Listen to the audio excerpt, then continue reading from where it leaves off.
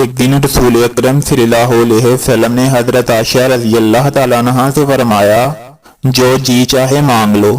حضرت عائشہ رضی اللہ تعالیٰ عنہا نے عرض کیا، وہ راز بتائیے جس سے تمام گناہ معاف ہو جائیں۔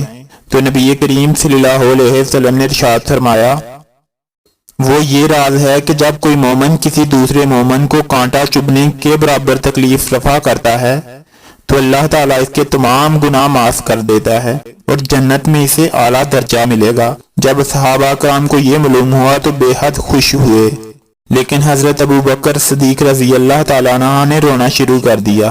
صحابہ رضی اللہ تعالیٰ عنہ کو تعجب ہوا، انہوں نے پوچھا، آپ کیوں روتے ہیں؟